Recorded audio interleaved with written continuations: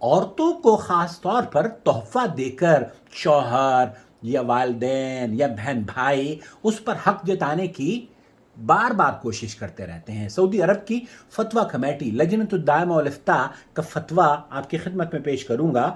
لجنۃ الدائمہ 17907 پر لکھتی ہے کہ جس کو تحفہ دیا جائے جب وہ اسے اپنے قبضے میں لے لے تو وہ اس کی ملکیت میں ہو جاتا ہے، وہ اس میں شرعی ضوابط کے مطابق تصرف کر سکتا ہے۔ اگر وہ اس سے کچھ صدقہ کر دے تو اس کو اس کا اجر بھی ملتا ہے، کیونکہ یہ اس کی ملکیت ہے۔ تو جس آدمی کو کسی نے اگر کوئی تحفہ دیا ہے تو وہ اس کے اختیار میں ہے، چاہے وہ بچی ہو، چاہے وہ بچہ ہو، چاہے وہ خاتون ہو۔ عام طور پر بیویوں کے ساتھ یہ زیادتی ہوتی ہے کہ انہیں تحفہ دے دیا جاتا ہے، لیکن تصرف میں وہ شوہر ہی کا رہتا ہے۔ دوستو، بھائیوں اور بہنوں، اگر آپ ایسے شوہر ہیں تو توبہ کیجئے، جو بیوی کو آپ نے تحفہ دے دیا ہے اسے کلی طور پر تصرف دے دیجئے، وہ جو جی چاہے اس تحفے کا کرے۔